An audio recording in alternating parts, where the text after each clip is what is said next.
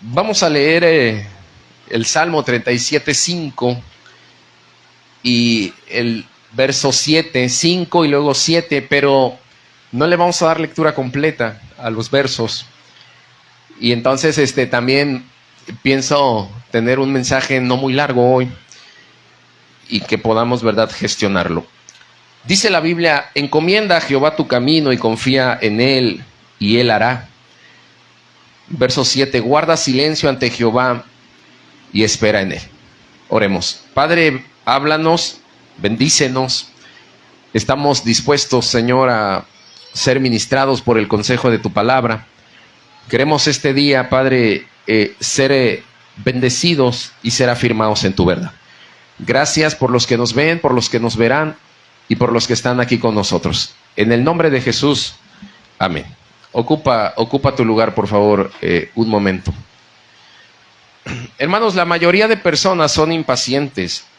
La paciencia es una capacidad que se va desarrollando al paso del tiempo. Una persona paciente es alguien que aprende a vivir, ¿verdad?, en un estado de resignación ante cualquier circunstancia que venga en la vida. Pero yo quiero que no vaya alguien a malinterpretar el concepto de resignación, porque puede entonces alguien salir hoy con la idea equivocada de que el cristiano tiene que ser alguien que va a vivir de forma resignada siempre. Pero la resignación, escuche esto, es la entrega voluntaria de tu voluntad, ¿verdad?, hacia otra persona. Esto es que tú entregas tu voluntad a una persona. En el caso del cristiano, está entregando su voluntad a Dios. Así que alguien decide colocar su voluntad, su vida, en las manos de otra persona. En nuestro caso, tenemos la bendición de que no es cualquier persona en la que hemos depositado nuestra voluntad. No se trata de alguien más en quien hemos determinado depositar nuestra vida en sus manos, sino que como cristianos estamos depositando nuestra vida en las manos de Dios. Pero, hermano, a muchos cristianos les cuesta trabajo entregar su vida a Dios y mantenerse en un estado de paciencia. Aunque hemos hecho una oración de fe, aunque nos hemos entregado a Cristo, muchas veces nos cuesta trabajo, amados hermanos, el poder entregarnos a Dios. Y debemos saber también que cuando nos entramos en ese conflicto, nos cuesta trabajo depositar nuestra confianza en Dios, vamos a incurrir en por lo menos dos acciones equivocadas que tienen que ver con la actitud que mostramos. Por un lado, es la queja constante. Y por otro lado, podemos estar murmurando. Y no estaba conforme el pueblo con lo que Dios le estaba proveyendo. Ahí en el desierto, ellos se quejaban de la comida. Dios les estaba mandando maná. Estaban siendo alimentados por él. Pero ellos, llegó un momento en donde comenzaron a extrañar las cebollas y los ajos de Egipto. Incluso el capítulo 14 relata dramáticamente la manera en cómo su queja llegó, ¿verdad?, a ser tan fuerte que ellos dijeron y pensaron que Dios los había llevado al desierto para matarlos. No estaban a gusto, no se sentían conforme con su situación. Ellos estaban en una situación de impaciencia. Y yo quiero preguntarles hoy, ¿cuántos de ustedes son impacientes?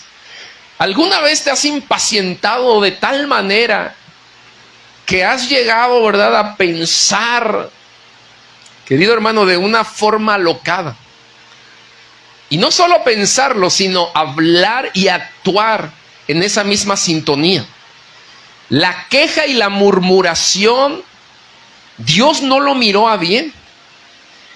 Ellos querían volver a Egipto porque pensaron que Dios los había llevado ahí para exterminarlos, terminar con su vida.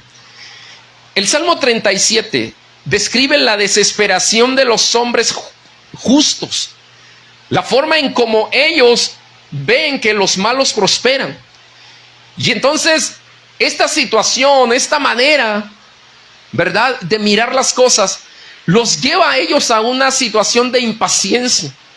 Seguro que cuando vas a una cita médica te impacientas, cuando vas al banco en quincena o en cierre de mes te impacientas, cuando tienes que esperar, ¿verdad?, por un resultado de algún tipo de examen, sea este cualquiera, te impacientas.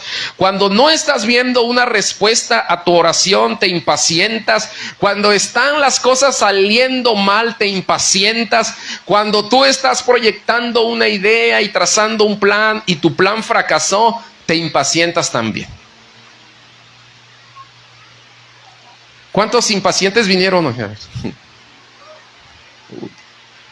Nos impacientamos y de una forma inmediata, ¿verdad?, la impaciencia nos atrapa. Pero hoy, a la luz de la palabra, quiero enseñarte cómo vencer la impaciencia, hermano. ¿Cómo puedes vencer la impaciencia?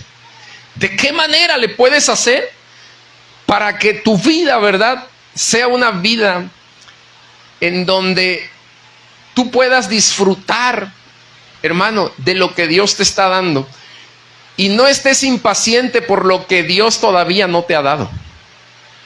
Dios es fiel a su palabra y a sus promesas. Dios es un Dios, hermano, que hace cosas que nos sorprenden de forma cotidiana. El versículo 5 que leíamos dice: encomienda a Jehová tu camino y confía en Él. Y eso es lo primero que tenemos que hacer para que podamos vencer la impaciencia de nuestra vida. Y esto de encomendar nuestra vida a Dios se trata de entregarle nuestras cargas. Encomendar en el texto hebreo significa enrollar y deshacerte de una carga que te está estorbando, que es muy pesada para ti. Puede ser, y yo he puesto este ejemplo en algunos momentos, que algunos vengan con un costal de naranjas a la casa de Dios, lo dejen ahí un momento y al salir de la casa del Señor tomen ese costal de naranjas y lo vuelvan a llevar hacia su casa. Hermano, lo primero que debemos entender es que si traemos un costal de naranjas cargando a la casa de Dios, tenemos que dejarlo aquí. Ya no se lo lleve, porque Dios está listo para recibir toda carga que usted esté trayendo, para tomar esas cargas y para que usted se vaya liviano, para que usted viaje ligero en su vida. Dios no quiere que vayamos por esta vida trayendo cargas innecesarias. Algunas de esas cargas, ciertamente, y no está de más decirlo, nosotros mismos, ¿verdad?, nos las buscamos. Esas cargas nosotros mismos las vamos tomando. Y somos tan aprensivos muchas veces que no hemos sabido soltar esas cargas. Jesús dijo: si alguien está trabajado, cansado, venid a mí. Dijo el Señor, si alguien tiene cansancio por las cargas, Dios nos daría ese descanso que necesitamos. Entonces, se trata de enrollar y de deshacernos de las cargas. Y no entregárselos a alguien más, a otra persona. No ser, ¿verdad?, una carga para alguien más. Aquel que puede llevar nuestras cargas con perfección se llama Dios. Y lo que yo debo hacer es poner mi vida, mis proyectos, mis ideas, poner todo lo que yo soy en los propósitos de Dios, en las manos del Creador. Hermano, pero para esto se requiere disposición. Se requiere, ¿verdad?, que yo tenga confianza. Puede ser que hoy usted haya venido con problemas, con angustias, con frustraciones. Puede ser que hoy haya venido con dolores emocionales o físicos o con problemas de finanzas. Y todo eso para nosotros pueden ser cargas. Y nos preocupamos demasiado y no resolvemos absolutamente nada.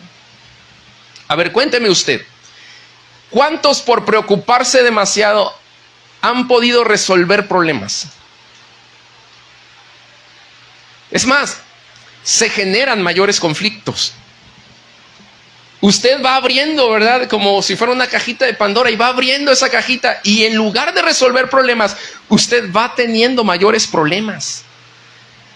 Así que lo primero es que usted tenga la disposición de entregar sus cargas a Dios. Porque así usted está en una clara desventaja ante otros. Porque los otros van a caminar y van a correr, pero sus cargas no lo van a permitir a usted correr. La vida cristiana se menciona metafóricamente en el Nuevo Testamento como una carrera. Y para poder correr en esa carrera necesitamos despojarnos de todo peso. Aunque el pasaje en cuestión habla del peso del pecado, que también eso puede traer cargas a nuestra vida. Pero la idea es de despojarse de cualquier tipo de carga que usted esté llevando. Yo deseo, y es mi oración, ha sido mi oración de este día, que al salir de este lugar, todas las cargas queden aquí, en las manos del Señor. Y que usted vaya ligero a casa, bendecido, lleno de alegría en su corazón. Dice, encomienda a Jehová, entrega tu carga. Pero a veces, así como le pasó al faraón, nos hemos enamorado de las cargas. Cuando Moisés le llevó el mensaje a Faraón y le dijo, dice el Señor, le habló proféticamente que debes dejar ir a mi pueblo. Y ya había una plaga de ranas ahí, y el faraón dijo, mañana. Mañana. Y hay quienes entonces se han enamorado de las cargas que dicen, mañana. Y pareciera que somos, ¿verdad?, los cristianos del mañana. Pero Dios es un Dios presente, un Dios activo aquí. Y luego hasta tenemos dichos populares, usted se los ha de saber, algunos de ellos. No dejes para mañana lo que puedas hacer hoy, dice el dicho. Pero pareciera que nosotros hemos entendido, ¿verdad?, esto de una forma inversa. Y dejamos para mañana lo que podemos hacer hoy. No te enamores de tus cargas. Faraón tenía la oportunidad de deshacerse de las ranas que estaban representando una carga para el pueblo egipcio. Y él decidió que mañana era el momento de darle una respuesta a Dios, porque aunque habló Moisés, era Dios hablándole a él. Y quería disfrutar un momento más con las ranas. Y Dios está pidiendo tus cargas. Lo que no te está dejando avanzar, lo que no te está dejando, hermano, ir hacia el propósito que Él tiene contigo. Y quizá algunos, incluso en la vida de fe, caminen ya así, miren, encorvados. En la vida espiritual. Porque llevan una carga que no les permite ir como Dios quiere que podamos caminar o transitar esta carrera cristiana. Y luego dice, confía en Él. Sigue diciendo ahí el pasaje. Encomienda a Jehová tu camino y confía en Él. Primero, entrégale las cargas. Y dos, confía. Cree en el cuidado de Dios.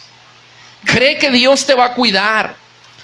Cree, hermano, que Dios hará las cosas mejor de las que tú pudieras hacerlas. Y de hecho, confiar significa creer en el cuidado de Dios. Eso significa creer. Pero vamos a ser honestos. Nos cuesta trabajo confiarle a Dios, ¿verdad? Soltarle a Dios muchas de las áreas de nuestra vida. Tenemos miedo.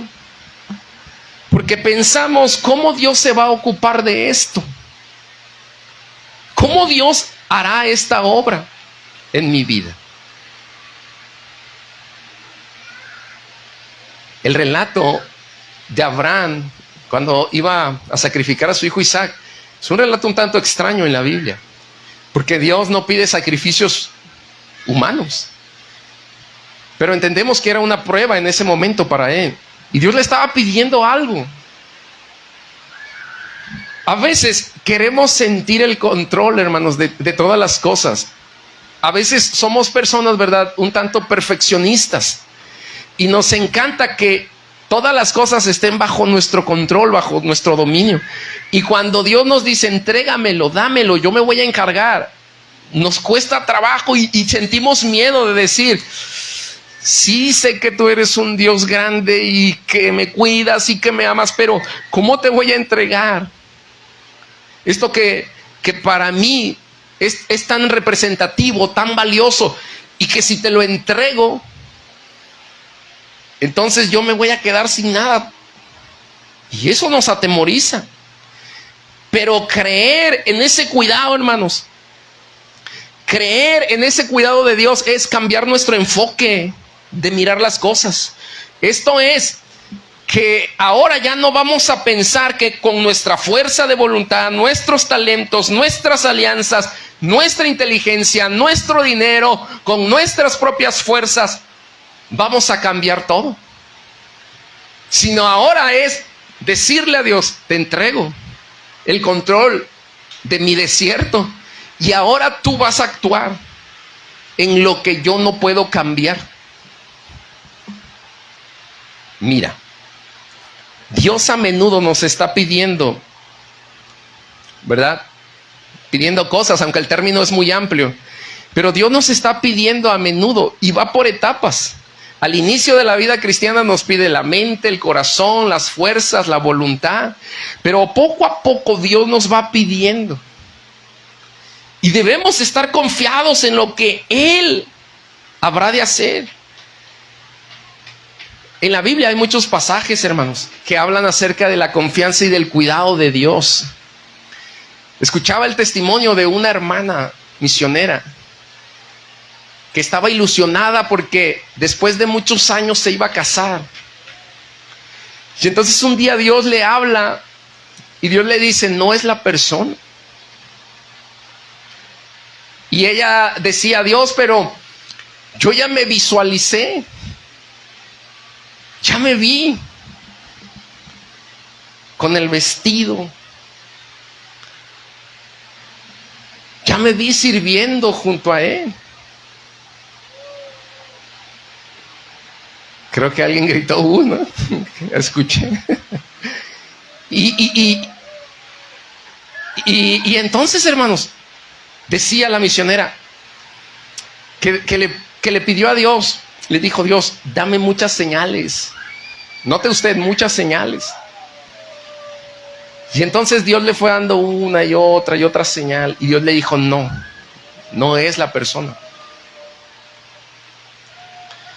Y entonces ella se veía y decía, Dios, soy una misionera, una sierva tuya, tengo tantos años, y entonces ahora tú hablas y me dices no. ¿Me dices no? ¿Y qué cree que pasó?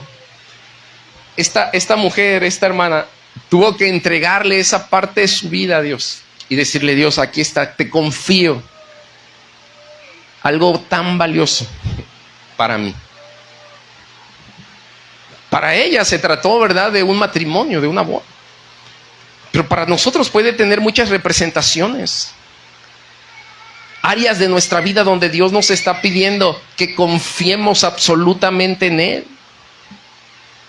Sueños, deseos, planes, proyectos.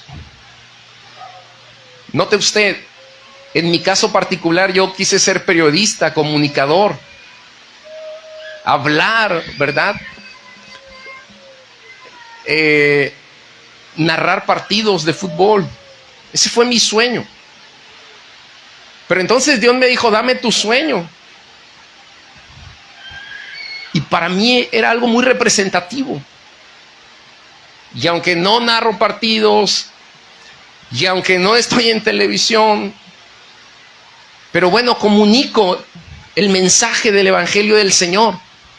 Y en cierto modo hay una relación entre lo que yo soñé o quise hacer y con lo que hago ahora como pastor. Hermano, confía en Dios, confía. Y si Dios te pide algo, y si hay algo que tú tienes en control y Dios te lo pide, confía en Él. Y de eso se trata la confianza, porque cuando no aprendemos a soltar y no aprendemos a confiar en Dios, nos volvemos personas muy impacientes. Número 2, versículo 5, por favor, del Salmo 37. ¿Cómo vencer la impaciencia? Confiando en Dios, entregándole las cargas. Y luego el pasaje dice, y Él hará. Esto habla de seguridad, hermano. Dios hará. Siempre la respuesta de Dios va a ser una respuesta real y una respuesta oportuna, hermano. La Biblia habla acerca de la forma en cómo Jesús venció a Satanás, a la muerte, la tentación del pecado, la forma en cómo Jesús, ¿verdad?, hizo frente en el tiempo adecuado de todas las cosas. Debemos tener, hermanos, en mente esto, que de la misma manera en que Dios actuó en el tiempo oportuno para liberar al pueblo de Israel de la esclavitud de los egipcios, es de la misma manera en como Dios vendrá a actuar en el momento oportuno en nuestra vida. Nuestra iglesia se llama Kairos, y la palabra Kairos es tiempo oportuno. En el tiempo oportuno Dios actuará en nuestra vida, a nuestro favor, y nosotros debemos descansar, hermano, en la seguridad del carácter de Dios, sabiendo que Dios no nos va a fallar, no nos ha fallado, y que Dios nunca ha fallado y no fallará, que Dios actúa en los momentos oportunos de nuestra vida, que Dios llegará, hermanos, para darnos alcance, y que cuando tenemos esa seguridad de que Dios lo hará, entonces podemos tener un descanso, ¿verdad?, reparador. El tener seguridad de que Dios actuará, no se trata tampoco de quedarse con los brazos cruzados. No se trata, ¿verdad?, de vivir como los costeños, en una hamaca, tirarse y decir, es que Dios lo va a hacer en mi vida. No, no se trata de eso. Porque recuerde que el hecho de confiar en Dios tiene que ver con la fe que tenemos en Él.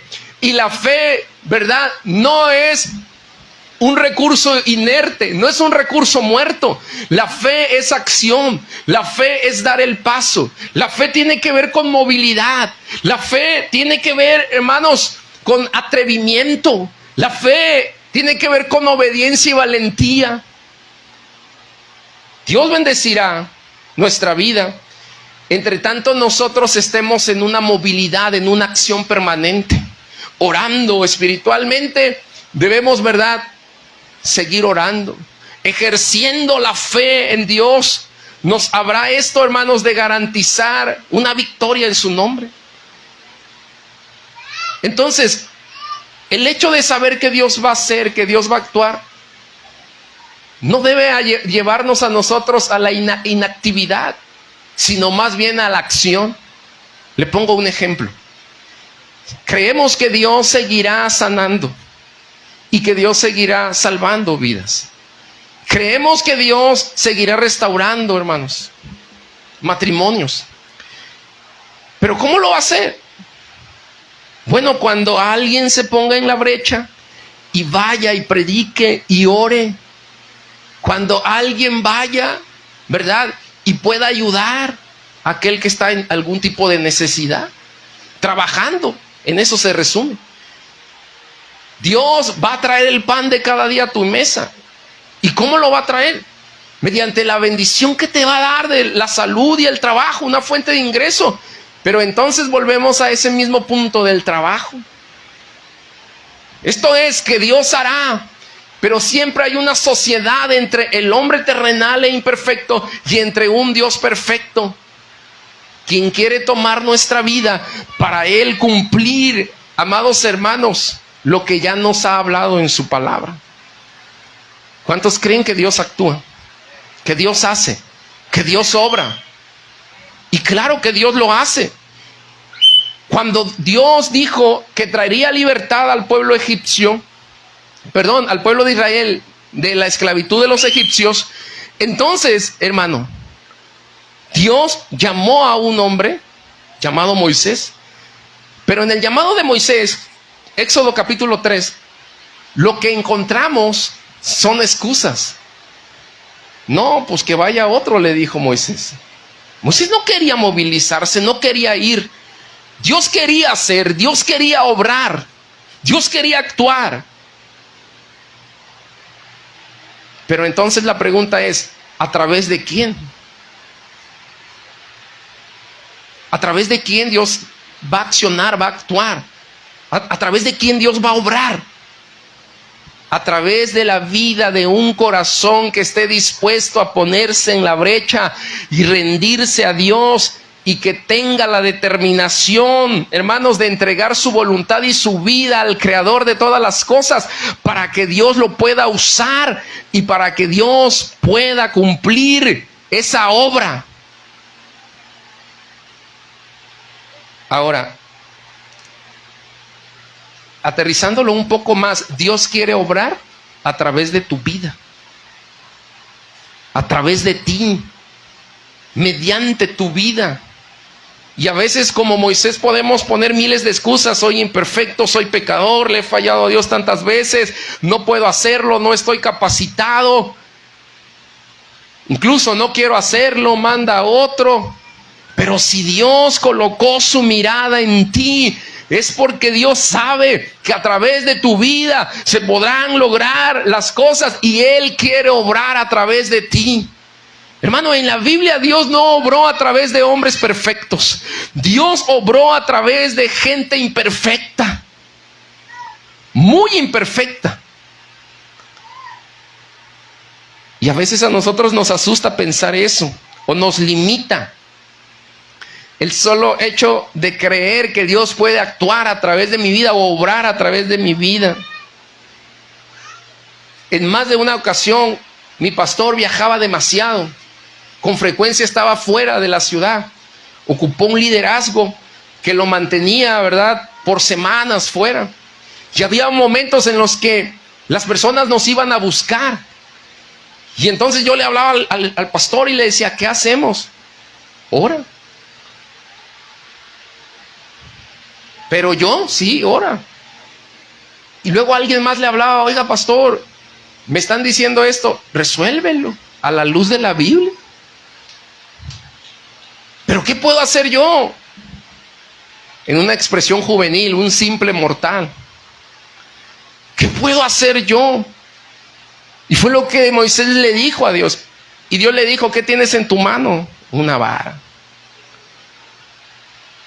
Y a través de esa vara Dios mostró su poder, su gloria, se manifestó. ¿Qué tienes en tu mano? ¿Qué hay en ti? Dios quiere obrar, escucha, a través de tu vida.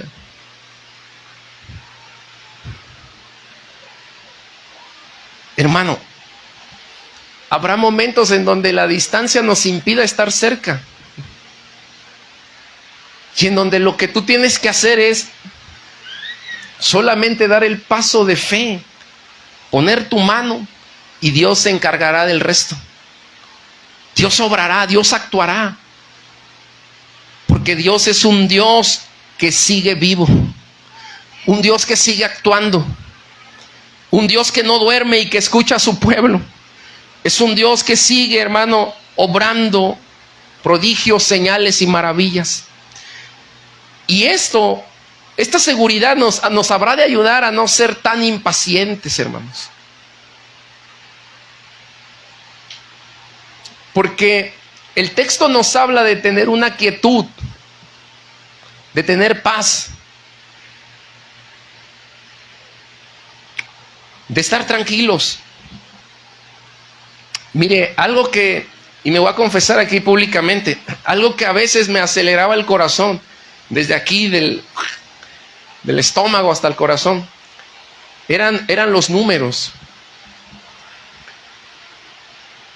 Y yo decía, ay, a ver, ¿cuántos miembros somos? Y los números, en ese sentido. ¿Cuántos somos? ¿Cuántos asistimos a la iglesia? Y una hermana, Wanda Ferguson, dijo un día, no puedes servir a Dios y a los números. No puedes confiar en Dios y en los números. Y eso fue algo que me taladró la mente, el corazón. Y eso era como un subir y bajar, y yo decía, ay, es que los números, y estaba así como ya casi una obsesión entre números y Dios, números y Dios. Esto nos lleva a la realidad, hermano, en que todos los días Dios está perfeccionando nuestra vida, nos está moldeando, nos está ayudando. No puedes servir a Dios y a los números. No podemos hacer eso, porque nos vamos a volver impacientes, porque vamos a querer que las cosas funcionen a nuestra manera y no a la manera de Dios. Porque nos vamos a desesperar como se desesperó Abraham. Y fue y tomó a la mujer equivocada y tuvo un hijo llamado Ismael, que no era el hijo que Dios le había prometido. Así que no te dejes desesperar o vencer por los números. Los números pueden, ¿verdad?, relacionarse en la vida de todos de una manera diferente. Números en cuanto al cierre de ventas, números en cuanto a finanzas, números en cuanto a congregantes, números, hermanos, en cuanto a calificaciones que los hijos pueden tener, números en cuanto a número de años que podemos tener y decimos, se nos fue el tren. Hay muchas cosas que yo pude hacer o que quiero hacer y no es mi tiempo, o tal vez ya no estoy en ese tiempo de mi vida. Y entonces los números nos pueden lastimar, nos pueden dañar, golpear. Y los números nos pueden volver personas impacientes. De los números se encarga Dios.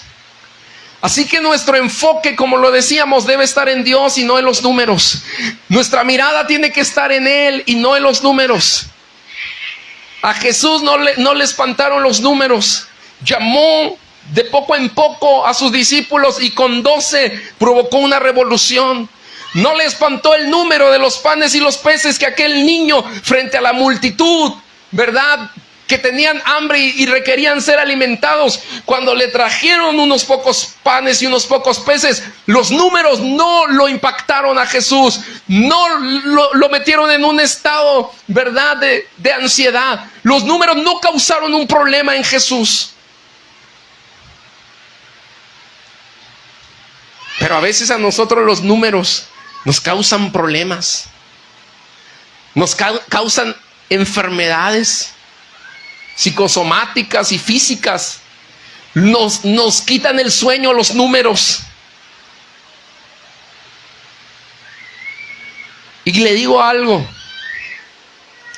cuando estábamos en el proyecto de construcción, los números era algo, hermano, que a veces intentaba robarme la paz o el sueño.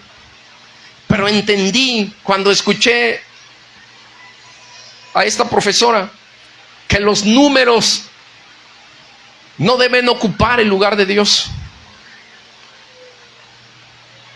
No podemos servir ni enfocarnos en Dios y en los números.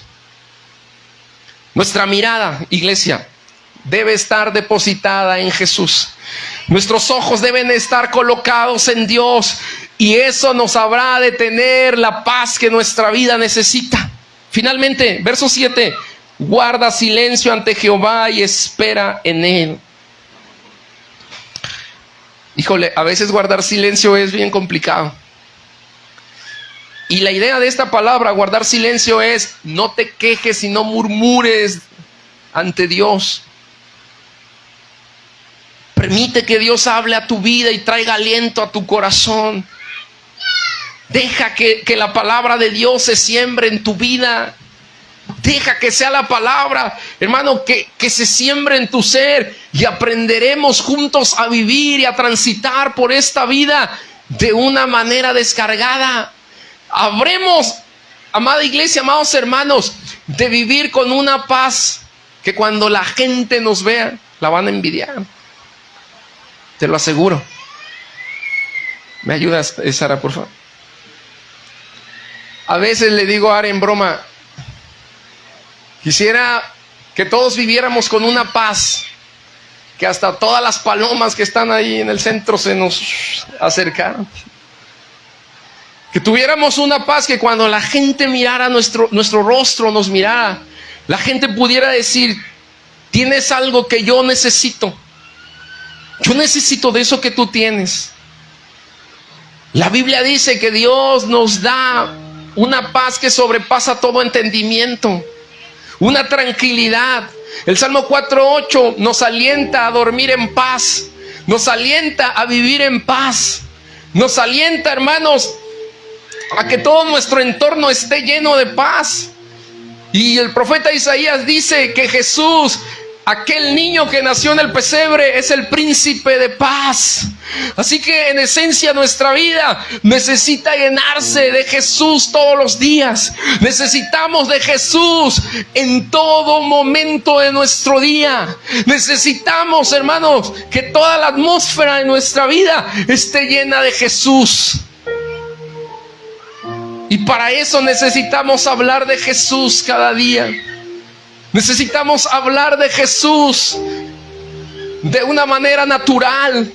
Necesitamos decirle a la gente qué es lo que Jesús ha hecho en nuestra vida. Necesitamos hablar de Jesús. No sé si a usted le ha pasado que cuando empieza a hablar de todas las cosas malas, negativas que hay en la vida, usted se empieza a llenar en su mente, en su corazón, de tantas cosas malas, y se empieza a estresar y empieza como que a decaerse en su ánimo. Pero cuando comienza a hablar de Jesús, cuando comienza a hablar de las cosas de Jesús, cuando comienza a hablar de la obra de Jesús, nuestra vida comienza a tener, ¿verdad?, un sentido diferente. Cuando empezamos a hablar y a pensar en Jesús y en lo que Jesús hizo y en lo que Jesús está haciendo, eso impregna un gran ánimo y una valentía en nosotros. Cuando empezamos a mirar cómo Jesús actuó ante determinadas circunstancias, empezamos a tener ánimo. Pero es importante aprender a guardar silencio ante Él y permitir que Él nos hable, porque Él nos habla de diferentes maneras. Y el texto termina diciendo: debemos tener paciencia, esperar en Él. Necesitamos aprender a ser pacientes. Santiago dice en el capítulo número 5: por tanto, hermanos, tened paciencia hasta la venida del Señor. Mirad cómo el labrador espera para el precioso fruto de la tierra, aguardando con paciencia hasta que reciba la lluvia temprana y la lluvia tardía. El sembrador, el campesino siembra, pero no depende de él si llueve o no llueve. Hay años muy malos en lluvia. A veces las presas se secan y no hay agua, pero él va y siembra, ara la tierra, hace su trabajo, y él ahora sí, después de trabajar, espera para que descienda la lluvia del cielo, y eso está fuera de su control. Así como el campesino, tenemos que aprender, hermanos, que aquello que está fuera de nuestro control nos puede dominar y nos puede volver personas impacientes, y la impaciencia nos puede enfermar y nos puede llevar por caminos equivocados, caminos, hermanos, en donde vamos a estar tomando decisiones malas una y otra vez. Tened también vosotros paciencia y afirmad vuestros corazones, porque la venida del Señor Jesucristo está cerca. Oh sí, Señor, ven pronto por tu iglesia amada. Hermanos, no quejéis unos contra otros, para que no seáis condenados. He aquí, el juez está delante de la puerta. Jesús viene pronto por su iglesia. Hermanos míos, tomad como ejemplo la aflicción y la paciencia de los profetas que hablaron en el nombre del Señor. Es decir, que los que nos antecedieron también pasaron por aflicciones, pero ellos fueron pacientes para poder cosechar el fruto. Hermanos, he aquí tenemos por bienaventurados a los que sufren. Habéis oído de la paciencia de Job y habéis visto el fin del Señor, que el Señor es muy misericordioso y compasivo con los que han aprendido a confiar en Él. Aprendamos a confiar, a esperar en Dios. Aprendamos a descansar en el amor y en la compasión de Dios, hermanos. No te impacientes, vence la impaciencia. Espera, porque esa espera te va a garantizar la cosecha de un fruto dulce y no un fruto amargo. Vence la impaciencia, confía en Dios, deja tus cargas este día en la presencia de Dios. Hermano, deposita tu vida en esa seguridad de que Dios obrará. Y lo hará a través de muchas personas, incluso a través de tu vida. Guarda silencio ante Dios y ten paciencia. Ten paciencia. Ten mucha paciencia, porque Dios cumplirá lo que te ha prometido. Dios te cumplirá, hermano.